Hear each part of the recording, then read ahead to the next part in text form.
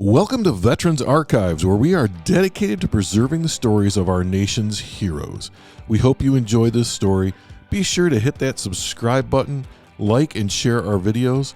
Check us out across all social media. Be sure to like and share those pages as well. And for more information, go to www.veteransarchives.org. Today is Thursday, May 22nd, 2025. We're talking with Bill Walton, who served in the United States Army. Well, good afternoon, Bill. Good afternoon. It's good to see you today. Good to see you too. All right, we're going to start kind of simple. When and where were you born? Lansing, Michigan. Okay. 1948. All right. And did you grow up in Lansing? Most of my life, yes. All right. Where in Lansing did you grow up? Colonial Village. Oh. Off of Mount Hope, and yeah. Over by Dwight Rich School, I think, is over there now. I don't know. Might not have been there back in the probably wasn't. Back in the day, right? The golf course for the club. Oh, the Lansing Country Club. Yeah. Yeah. It was just down the street. We used to putt on their greens. Did you? Did they know that? No. Well, did you have brothers and sisters? I had a brother. Okay. And we think two more brothers that died, but I don't know. Okay. I haven't been able to find them. All right. Was your brother older than you or younger than you? I think I'm the youngest. Okay. So they're all older. My brother's 6 years older than me. Okay. And what if anything, do you recall about growing up in Lansing at that time? Do you remember anything that you did as a kid? I know you putted on the country club's greens for sure. Anything else you remember? Well, yeah, my life. I went to school there and all that kind of stuff. Okay. What was school like for you? It was okay until the nuns started picking on us. Oh, okay. So you went to parochial school? You went to Catholic? Unfortunately, yes. Okay. This was back in the day where they hit your knuckles with a ruler too, isn't it? They did. Did they? Yes. We were picked on. Now, and if you were a little bit like I was, a troublemaker, we got picked on even worse. I can't imagine that you were a troublemaker. Yeah. What kind of trouble did you get into in school?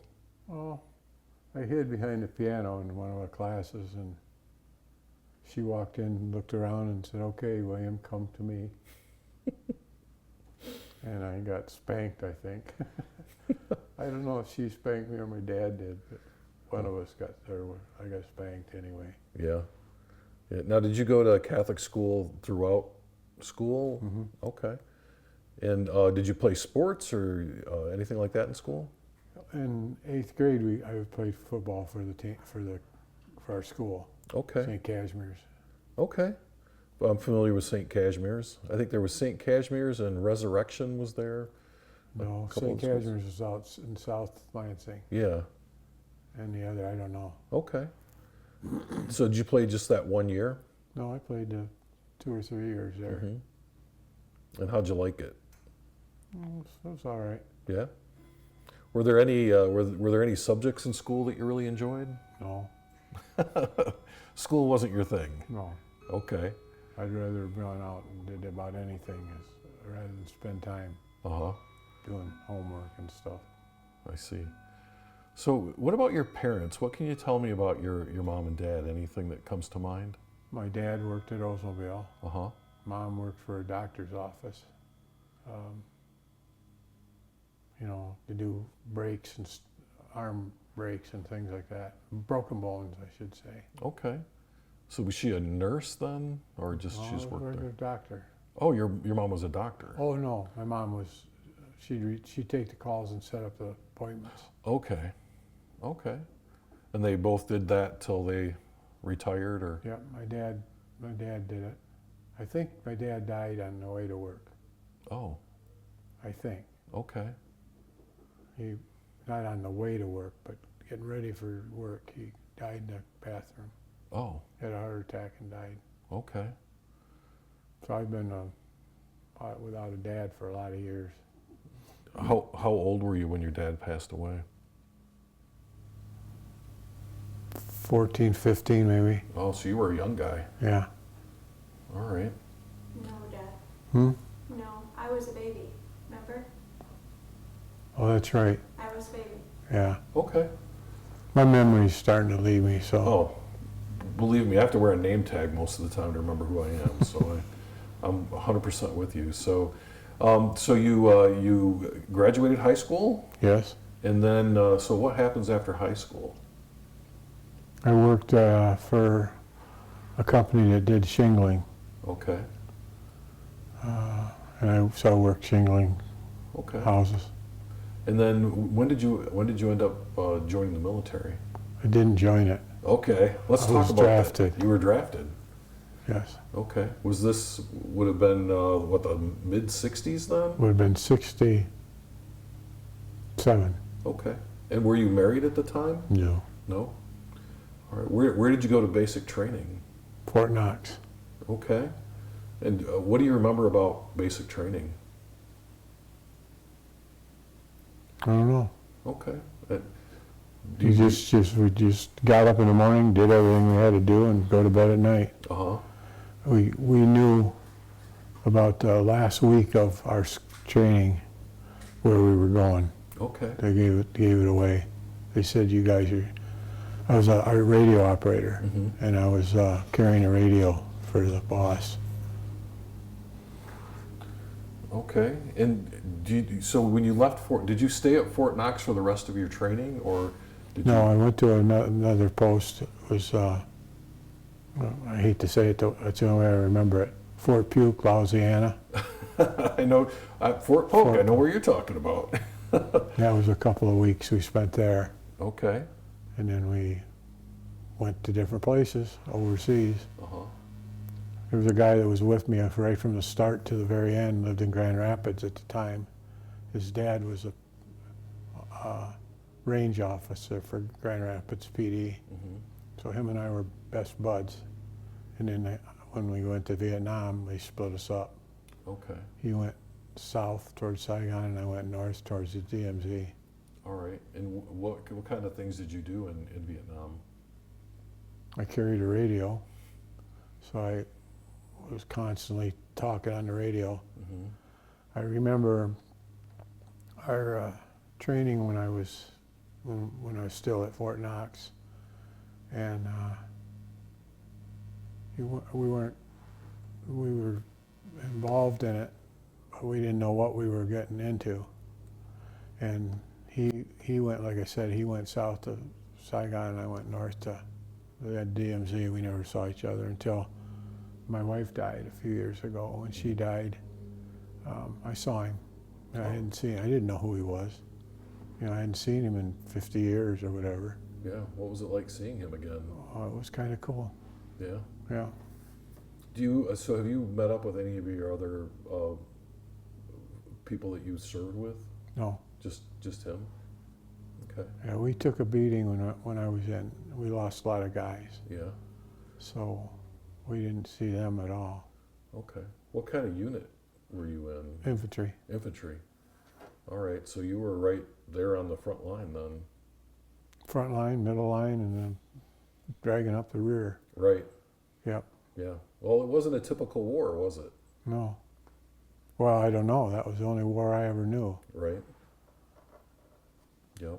And in May 12, '68, I got wounded and went back to a hospital there. Mm-hmm. And Hospital. well, we could walk. They let us walk around. If you were in crutches, you could be on crutches, and I could walk. And I see a guy, and I went, Maleko? His name was Maleko, Mm-hmm. Dave Maleko.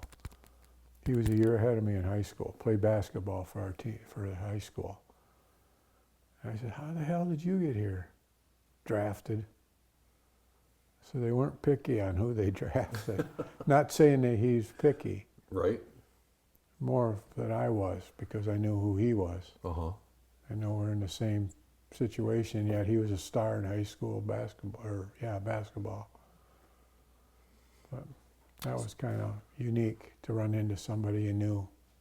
Yeah. There's millions, well, not millions, thousands of guys were over there, and I run into a guy that I knew. Kind of brings a little piece of home. Kinda, Mm-hmm. yeah. That was kind of kind of unique. Yeah. I got one little story. I got shot in the leg, or got shrapnel in my legs, and they took us in off of an airplane, not a helicopter. We weren't picked up by helicopters. We drove in, or flew in a C-130. And when we got there, they pushed me. I was awake enough that I knew what was going on, and they pushed. We were up for about 4 or 5 days, and so they pushed me over. Had wheels on the cart. They pushed me over to a triage area, and that triage area, I fell asleep, and I commented to the lady, the nurse, how tall she was, and she said, why do you think I'm tall? I said, well, aren't you? And she goes, no, I'm like 5'5" or something like that. And she said, do you realize you're on the floor?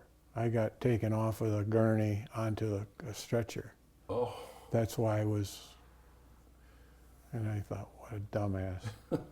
So you thought you were sitting way up here, right? Well, yeah, well, I did. Yeah, yeah. I didn't know what, I was out of it, really. So how did you get your injury? Shrapnel. Okay. We were in a battle up in a place called Camduck Special Forces Camp. And they kind of overran us there. And a lot of us died, and a lot of us got wounded. Just about everybody was hurt in some way. And that's my story about that. Okay. So from there, did they just patch you up and send you back? Well, they told me that where you break of a femur was an automatic trip home. It wasn't for me. I still had to stay, though. I was there for 12 months. 12 months, 2 weeks. I don't know. I had it all down before. I can't think of it now. Yeah, I used to keep count of the minutes and the seconds too. Well, we had short time calendars. Yeah. Yeah. So. Yep. So what did you do the rest of your time there then, after you got wounded? Well, I got sent. I thought I was going home, and it didn't heal too fast, and I'm still complaining about that. When I get hurt, I'm usually right away. I'm healed, and so that's what happened. And I had to go back in the field, and I ended up spending my whole 12 months. I can't think of the rest of it. 12 months that I spent in Vietnam. Actually, it was 12 and a half months.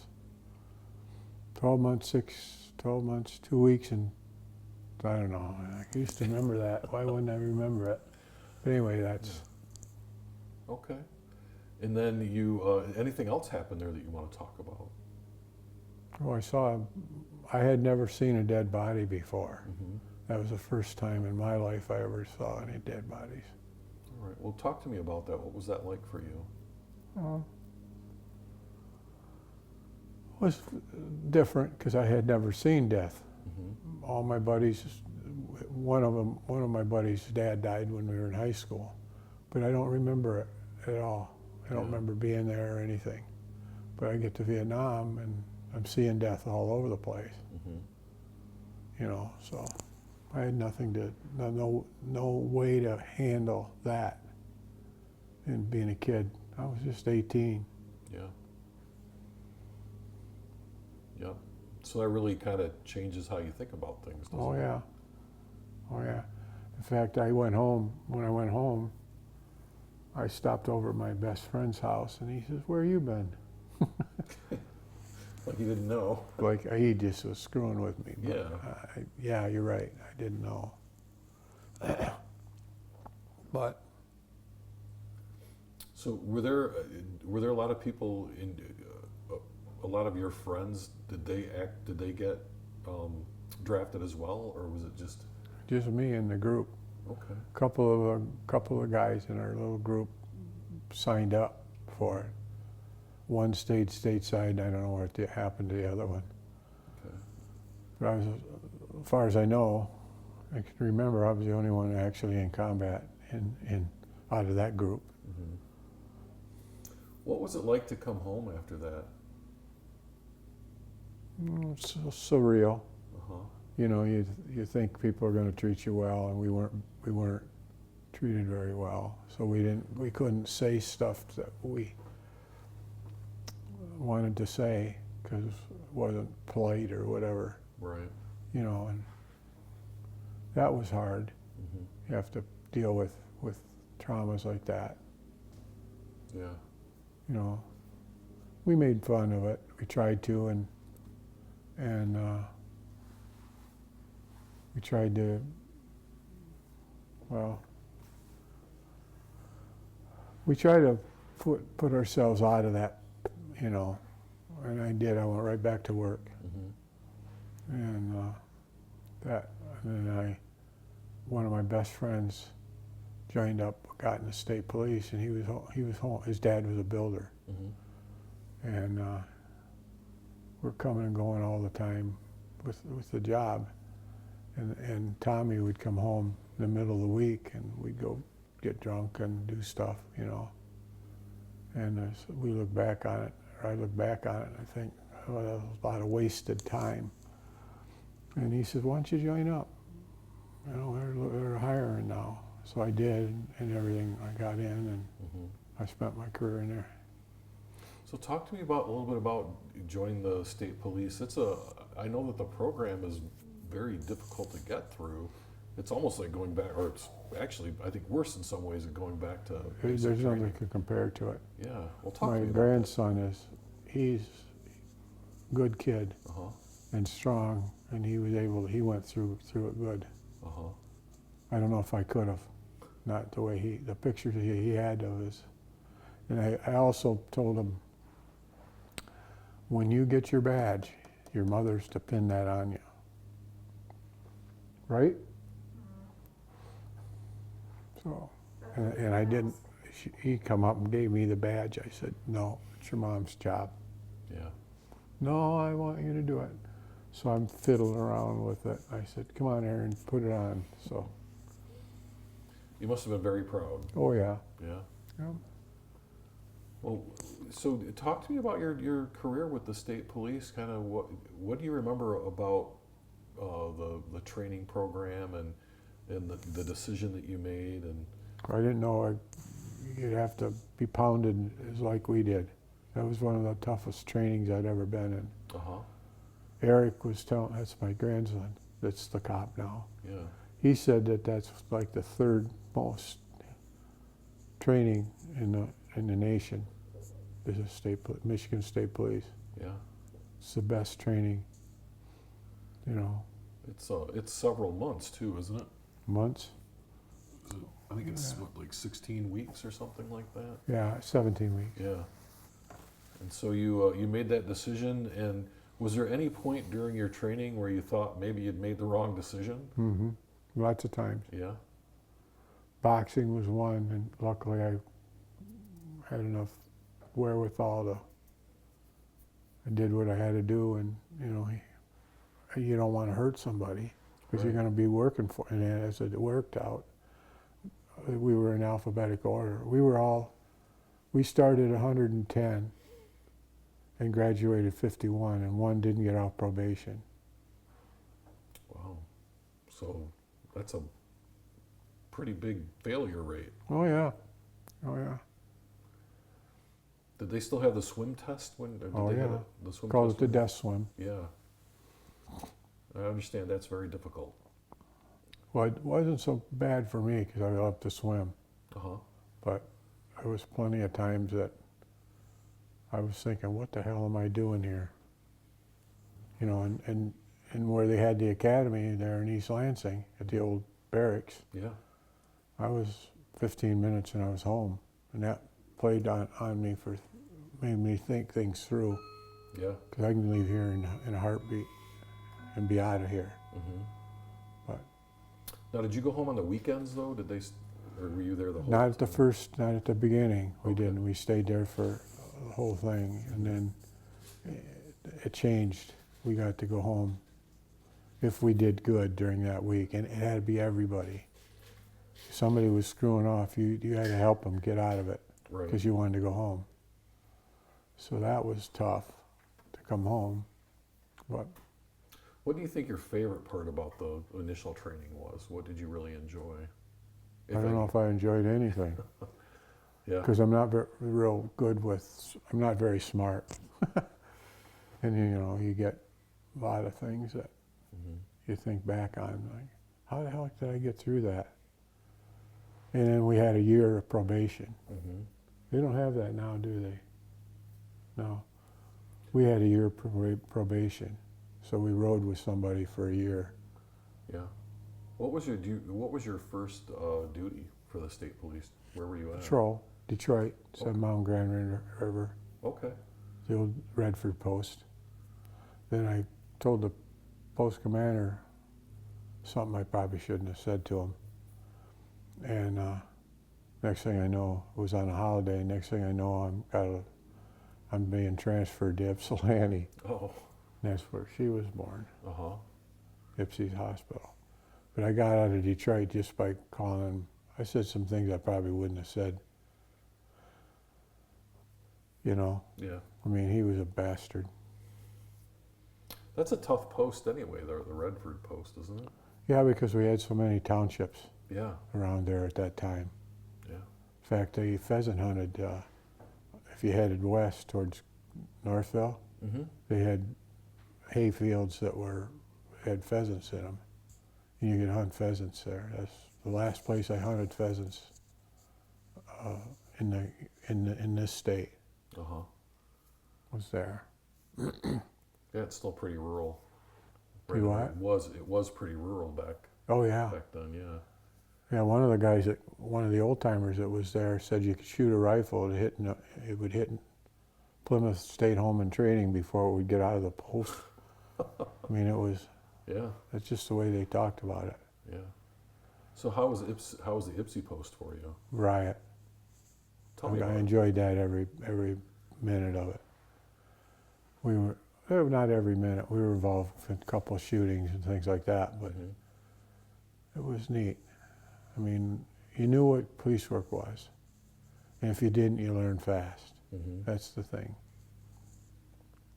Did they have so when you were there in Ypsilanti, did they have the motorcycle club there? There's a clubhouse there now, but Well, there's a post there. Right. But they moved out, I think. Okay. It used to be in downtown Ypsi, right across from the bank. There's a drive. Yeah. That Arlen's groceries was on the other side of the post, and then the post was there. We were all jammed in. There was, that was the biggest post in the state at that time. Well, there was 10 or 12 detectives that worked out of the airport. Yeah. And so were you still patrol then at this point? Yeah. Yeah. What do you recall, maybe one of the things that you remember most about being in Ypsi? Is there anything in particular? Well, one thing, my wife I come home from work, and she was in the room crying, and I said, "What's wrong?" She says, "I had a lady banging into me with the cart when I was checking out." I said, "Why don't you turn around and belt her?" "Oh, I'm not that kind of, So that one got to me, and she said, "I want out of here." I put a letter in, and it was a year or two, I think, before I got out of there. And that was when my father died. Mary was still alive, but my father died. And he's the one I don't know, he was my rock. If I needed something, I'd always ask him. Yeah. Good man. That must have been very hard for you. It was. So when you left Ypsilanti, where did you go from there? Lansing. Okay. I worked out of the Lansing Post, and then I was there for a year or two, I don't know. I can't remember. And next thing I know, I worked narcotics, so I was all over the state, and we were working at different post areas. We worked at both, we did what they called, I can't think what they called it, but we'd work, there would be say PD Weberville had a PD, and they couldn't do anything manpower-wise, so we'd have to get in there and do it for them. Yeah, they had the teams, right? You Right. had like, That was the start of the teams where we Okay. had narcotics teams and investigative teams and stuff like that. yeah, they had like they had Sweat down by Battle Creek, and they had Oh, yeah. Magnet up here, and Huron up in Ipsy was Huron area undercover. I forgot what it was. It was a word that we made words out of that. I can't think what it was. yeah, they all had an acronym that made a word. I remember Yeah. that. Yeah. But then that's where we retired. Uh huh. We stayed there, and I think Jenny was born in Lansing when we were stationed there. So both the kids were with me when we went to Alpena. Okay. That's the post I worked out until I retired. Now you have 2 children then. 2 girls. Okay. Well, tell me about your daughters. I know one of them's standing here, so you got to be nice, but you can They tell were me. good kids. Yeah. They couldn't do anything wrong though, because they always, every time they would do something wrong, I'd catch them, or I'd be told by one of the guys, "I saw your daughter here the other day." So they couldn't have freedom really, could you? No. It's like being a minister's child, I think. Yes. Well, Same sort of thing. Yeah. yeah, it could be. Yeah. And so when did you retire from the state police? You remember? 97. Was it 97? Okay. And what did you do after retirement? Because you were still a pretty young guy in '97. Well, I got a job. I had a son-in-law and I that we started a little business of taking people up in the mountains on horseback. Mm-hmm. That was one thing, and then that didn't work out very well. And so, Bailiff. huh? Bailiff. Oh yeah, the sheriff wanted some help, so he asked me if I'd be a bailiff. Uh-huh. I said only if I can get October off, and he let me get off. And then then I got a job with probation, worked for a judge in Alcona County. Mm-hmm. Kids that were on, bad kids, I'd check on them, Mm-hmm. talk to them, and try to make them work, getting out of this stuff. But a lot of them, the parents were the reason the kids were so crappy. Right. I never saw that in my other jobs before, really. I mean, I knew it happened, but I never saw it like I did there. Mm-hmm. You think you were able to help some of those kids? I tried. Yeah. I had a kid in a dugout. This was over in Barton City. There's a dugout in the field, and he was down in there. And when I saw him, he was with a girl down in there. And I said, "What are you doing with her in here?" "None of your business." "Oh, really?" So I grabbed a hold of him, and I think that was the start of his change in life. Because I was going to peel him, but he, being nice. "What are you in there for? You weren't talking baseball, were you?" It was like that. Mm-hmm. But I did that for quite a few years. I'd say 10 years or more. You were also a fireman. So You were a firefighter too? you name it, I did it. Yeah. Yeah. Yeah. Was that local then? Yeah, Sanborn Township was Ossineek.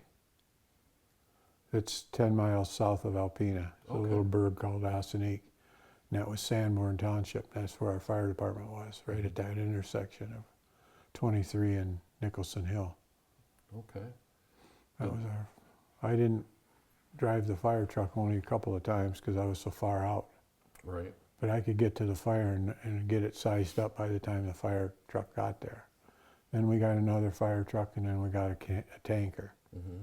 So it's really a good, I think it's the best in the state.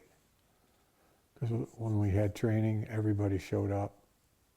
We didn't get paid for training or anything. Right. We did later, but we didn't back then. So we did that. We were good. Mm-hmm. We saved a lot of buildings. I had one of the troops in Alpena say, "Well, I see you saved another basement." I didn't think cops and firemen got along, so how'd you work that out? Well, I was always taking crap from them. Uh-huh. especially the firemen or the cops when I was a fireman. Yeah. I'd, and I'd just tell them to shut up and leave me alone or whatever. I don't remember just what happened, but I love some of those guys. One of them and I were involved in a shooting, and you get kind of tight with somebody when you're throwing lead at each other. Mm-hmm. Can you tell me about that? About the shooting? What do you recall about that? How God protected me. Yeah. I should have been dead. I was running up when he pulled the gun out. He had a sawed-off shotgun. I thought, I'm done here. I knew it. And I started running back towards the car when he fired. I had unburned powder in my eyes. So that's how close I was. Other than that, you weren't injured though, huh? No. Wow. He was. Yeah. That one, and we had one, I think we had one in Alpena, a shooting, but it wasn't like that. My shooting, the Ipsy, we had a shooting in Ipsy too. What do you remember about that one? I won, he lost. Well, obviously. At the end of the day, that's kind of what matters, isn't it? Yeah. Yeah. Well, I was sleeping on the couch because my wife was having her. Oh. And they were sleeping on the couch, and my wife never, ever, ever slept in. She was always up early. And I went into the refrigerator and got some orange juice and some vodka. I got plastered. Because that's the first time since Vietnam that anybody got hurt because of me. Yeah. I'll be nice and call it hurt. That's tough as a veteran and even as a police officer to kind of reconcile that, isn't it? You always wonder if you did right, especially when he went down. I thought, oh boy, this is going to be some reports here. But luckily, there were four of us. Two came on the car, the bad guy car, and then two of them started running, or one did. Name was Hill. He ran down, and our guys chased after him and caught him. He didn't know there were two up above. It was down on the freeway, back up from the edge of where it was all chain link fence. Yeah. And when we got there, I had a recruit, and we got there, and he was shooting. I said, hey, give me the gun, and I got it from him, and then I dropped one on him and told him hello. Yeah. So that one didn't hit home because we found out later that the guns he had on him, one was taken from a Pittsburgh police officer that was killed in the line of duty, and the other was a sawed-off shotgun that was Oklahoma State Police. So he killed at least two other people that we could trace back that were from him. Definitely a bad guy. Oh yeah, I didn't mind that at all. Some of it, when you're involved in a shooting, it kind of, you wonder if you're hoping it's right. You don't want to be doing anything wrong like that. Where there's no doubt about it, this one. Pretty cut and dry. Yeah. Yeah. Yeah. Well, there's always that little voice in the back of your head that makes you wonder if you did the right thing or not. Yeah. But could be. Yeah. Because he was a no good. Yeah. So you it sounds like you did a lot of different things. How did you end up here in Harrison? My wife wanted to be for the kids, wanted to be by a lake. And one of the prettiest lakes in the state is Hubbard Lake, but that wasn't what she wanted. She wanted something away from that, something where I would be home. Most of the time when we were dating and stuff, I was always off doing something else. And she got tired of that, wouldn't you say? And so we got here, and we had a farm. We had farm animals and stuff, and had to give all that up for this. Well, how did you meet your wife? It's kind of a funny story, really. Oh, I got to hear this. The troops and I had I can't think of the name of the Italian restaurant in Lansing. Emil's? Not Ebel's? Yeah, right on Michigan Ave there. Yeah, it was on Michigan. Emil's West, or Yeah. Emil's, yep. Well, one of the guys in my recruit school, we were still in recruit school. Well, actually, we were in retread school. And he set it up for a bunch of girls from the bank to come to that. And I, was with all these girls and stuff, and we're all milling around looking for mates, I guess. Yeah. And I think it was a while later, I went to a party. Well, I met her at Emo's, Mm-hmm. and I talked to her on the phone, and I said, "You want to go out?" She said, "Yes." And when I got there to pick her up, it wasn't her. I had the names mixed up. Oh, no. Well, we dated for a little while, and finally that girl wanted to become a stewardess. Mm-hmm. And so my wife, Mary, came up and said, "You want to go see a movie with me? I'll pay for it." I said, "Hell, how do you turn that down?" Right. So I didn't, and we met. And But Mary was the girl you meant to call at first, right? But you called the wrong girl? yeah, So you just dated her anyway? yeah. Why not? She's a girl. Yeah, why not? I'm thinking they all got the same parts. That's, You well, mostly, yes. Yeah. That was how I met her. Uh-huh. So she took you out on a date. Yeah. Okay. And then it was, I never dated after that. yeah. Did you know pretty early on that you wanted to marry her, or did it take a little while? I don't know. We built a place over in Island Lake off of Meredith. Are you familiar with that? I am not. 18, it's north of Clare, or Gladwin. Okay. We met there, and what was I talking about? You were talking about you and your dad building the house Oh, on yeah. Island Lake. And she helped. I was out doing hunting with my dogs and something, and she's back home, or back at our place. Uh-huh. And my dad said when we were getting ready to wash up, because he dug this big hole for the well. And I should have been helping him, but I didn't. I was out bird hunting, which I like to do. Mm-hmm. And so I don't know, Dad says, "This is your girl. You got to marry this girl." I said, why do you say that? I was free and dating lots of people all the Right. time. Even girls you didn't mean to date. Well, that one did. That one was for sure that. Because when I walked into her house, I knocked on the door. She lived in an apartment in East Lansing. I knocked on the door, and she let me in, and I'm looking around. I didn't want to be stupid and say, because I thought her name was Mary. Right. And I knew that, Yeah. but I didn't know who she was. And when I went to pick her up, Mary wasn't there. Yeah. And I'm trying to figure out, how am I going to get out of this with? So your dad figured out that Mary was the girl for you then? Yep. Uh-huh. Because she worked all day digging up that hole to put the wellhead in there. So, Yeah.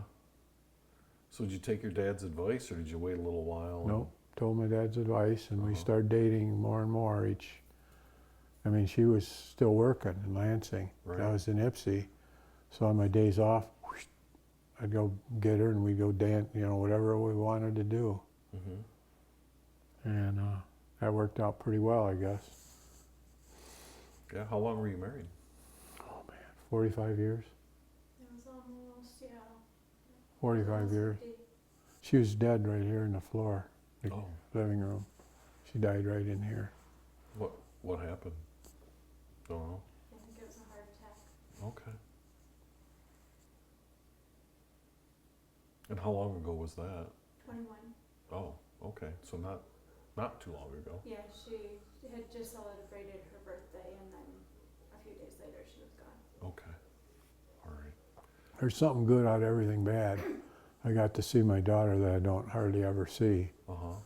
Erin's close to home, but Jennifer isn't. She's out in Utah Yeah. or Idaho, whatever one she was at. Idaho first. She's a PA. Physician's assistant? Mm-hmm. She did when she worked for the first doctor after school. She did a lot of. She was doing, when they cut them open, they did that. What's it called? The fat people. They cut you. The bariatric surgery? Yeah. Yeah. So she got that. She got that. I think. Well, I lost my train of thought. We were talking about her living out in Idaho and being a Yeah, and she was physician able to come home. Yeah. And I got to see her. When I worked out there, Mm-hmm. I saw her all the time. She'd make the food for us up in the mountains and stuff. So that was kind of neat. But then that fell on deaf ears, so that was tough. Mm-hmm. That was a tough one. Yeah. Now you have grandchildren too, right? Mm-hmm. Almost great grandchildren. Yeah, that's what I heard. So how many grandchildren do you have? 7. And 3 step. Oh, okay. That's a big family. And then you have a great grandchild on the way? Be born in August. Okay. Do we know if it's a boy or a girl? Boy, Oh. Maybe another hunter in the family? maybe. Yep. Her husband, I got him a shotgun a while back because he's been helping with me with here and stuff. And her too. Everything she wants, I try to give it to him. And that makes things a lot easier for me. Yeah. It's always good to have some help. Yeah. And like Jim's, I think he was mowing. Mm-hmm. I just had surgery a couple weeks ago on, A month ago. what's it called? Prostate. Prostrate. Mm-hmm. I had the shaved one. And I'm still recuperating, really, I guess, from that. Yeah. So that wasn't fun. No, if it was fun, everyone would do it. It's definitely not fun. No. Not at all. Hardest thing I ever had to go through. Yeah. When I got wounded, that wasn't no very big thing anyway. I got cold milk, something I hadn't had in months. For people who never served in the military, it's funny that you mentioned cold milk, because for me that was like, when I could get cold milk, especially cold chocolate milk, it was a big deal. Mm-hmm. Because you just don't get it in the field. Everything's We used to get warm. food brought out in these things called Mermite cans. Yeah. It would be like chicken and put some mashed potatoes and gravy, and they would always have cartons of milk when they did that, which was maybe 3 times in my times in the field. Mm-hmm. Well, when I went to the hospital and got walking, I walked into the mess hall, cold milk, great big ball at the bottom of this rubber hose, Yeah.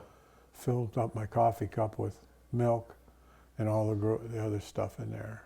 And there was some Oriental Vietnamese washing dishes and cleaning up and stuff. And I wasn't very pleasant towards those kind of people because I'd been hurt by them and I saw them kill people. I know that's war. That's what war's about, I guess. And I didn't like that at all. But I was drinking the milk, and I'd get another glass or a cup, the brown wooden trays. Yeah. Remember them? I do. And the cup was for coffee, but I drank milk. And I couldn't even eat because I drank so much milk and my stomach had shrunk. Or somebody said it like they thought that's what had happened because it came up. Yeah. Well, if you haven't had that kind of food in a long time, it'll definitely. Well, I don't know if you're familiar with C rations, but that's what we ate when we were in the field. It's the crappiest stuff you ever did see. And some of it was dated in 42. Yeah, So- World War II stuff, right? Mhm. Yeah. Ooh. Yeah, when I came into the military, the C rations were going away, and they had the MREs, the meals ready to eat, in the big plastic bags. Which, by the way, were probably not much better. Oh yeah, anything is better than those C rations. Yeah. They were awful. Now, did those have cigarettes in them? Yeah, Yeah, that's and what I guys thought. would light them and like they were gone. Well, that's because they were old. Yeah, well Yeah. they were very dry, I would say. Uh-huh. That's what made them burn so fast. I didn't smoke, so it didn't matter to me. Right. But What kind of food, for anyone listening, what kind of food would be in a C ration? well, they had some specialty things. One was spaghetti. Mm-hmm. That was probably the best. And then we had something with lima beans in it. Well, there's 3 things I don't eat. Lima beans is one of them. Mm-hmm. But you had to eat them. Right. Otherwise, you didn't get anything. And there was something. Oh, pork and beans. That was another one. Mm-hmm. And this all came in cans, right? Like little. And had a little P. You know what a P38 is. I do. And we'd open them with that, bend it up, and use that for a handle. Mm-hmm. And then we'd take the C4 that you had in the mines. What do they call them? Oh, the Claymore. Claymore, yeah. We'd pick the glue or the C4 out of that, light it, and then heat our C rations. And then I remember one time we'd put them out at night, because we always put those out at night, Mm-hmm. and they're facing out. And there was nothing to do, and their guys were popping Claymores. You know, we were in a little. Somebody was checking us to see how many there was of us, Yeah. and so we're trying to kill him with the Claymores. Claymore mines. Yeah. You know, you hear pop, because we used all the C4 for lighting our meals. Well, maybe you scared him to death. Well, most of the time they wouldn't come in, Yeah. but then once in a while there'd be a fully intact Claymore, Mm-hmm. and that would make it rumble the ground. But I remember the times when it would just bang. You're thinking, where the hell did that come from? I mean, in my early days there afterwards, it was, Yeah. you were used to all that stuff. Did you find it was kind of amazing what you get used to? Yes. You know, compared to like when you first get there, and by the time you leave, it's. Well, we went 68 days without changes in uniforms. Mm-hmm. 68 days. That I'll never forget. And I was a radio operator, so a lot of times I'm writing on my pants, or my, because in the rain you can't use paper Right. for coordinates and things, and so you'd use, right on my clothes. And the goose, or the bad guys, would smell us. They had to have smelled us. I mean, we were awful. Yeah. But you all stunk, so I mean, no one really. No, we didn't know it. You didn't know. You were nose blind at that Yeah. point. Yeah. That's a long time, and it's hot and sweaty Oh yeah, in the jungle. 68 days. I'll never forget that. Were you on Even with my loss of memory, I can remember that. So were you on patrol for that whole 68 days then? Is that? what I you were didn't doing? go on patrol much Okay. because I had the radio. Yeah. There was a time or two that I had to go. The boss said you have to go out once in a while. Mm-hmm. And that was okay. I didn't have any problem in it. Yeah. I never did any like leading the way or anything like that. We had guys that did that. Well, you don't want to put your radio operator out front anyway. That's. Well, when I went to basic and then I got into AIT, walked into the classroom and there was a big 9 on the clip or on the blacktop or on the chalkboard. Mm-hmm. 9. And it was a few days we were in there, and finally somebody said, "Hey Sarge, what's that 9 for?" It took you guys long enough to ask. He says, "That's how long you're going to be living when you get in a firefight. It's 9 minutes." Wow. So we kind of buckled down after that and didn't screw off. We wanted to get our training in so we knew what we were getting into. Mm-hmm. And the main thing that was because of, I mean, it just wasn't, we didn't have an opportunity to change clothes. Right. We didn't carry extra clothes. We carried food if we carried anything extra. Water was another thing. Mm-hmm. Mom used to send Kool-Aid that's by itself. Yeah. And then you shake it up in your canteen, and I mean, it tasted like shit anyway, but This tasted like cherry shit, right? Or grape shit, or whatever flavor whatever it that was. was, yeah, Yeah. it was awful. Yeah, I don't know what they do to the water in war, but it's never... Well, we used to get these bladders, Mm-hmm. probably as big as this table, with little spigots. Yeah. Like 3 little spigots on the side. And that water tasted just as what that rubber looked like. Mm-hmm. It must have tasted like that. Well, it did. Because finally, you know, you had to drink it. They'd bring that, a helicopter could bring that in, set it down, we'd all get our water, and then away it'd go. Yeah. Yeah, and they sit out in the sun and Oh, yeah. get all nice They and got 'em. warm. And They made it nice for us. yeah, absolutely. Well, anything else about your time in the military you want to talk about, or anything else that comes to mind that you'd like to share? I don't know. You think of anything? I don't think so. Okay. Well, then, for anyone listening to this in the future, what message would you like to leave for people? Probably that I love them. All right. All right, Bill. Well, thanks for spending an afternoon with me here. I appreciate Thank you for watching Veterans Archives. We hope you enjoyed this veteran story. Please be sure to hit that subscribe button, like and share our videos, as well as checking us out on social media. We're on Facebook and TikTok, LinkedIn, X, and Instagram. Be sure to check out those pages, share, and like. And for more information about what we do, go to www.veteransarchives.org.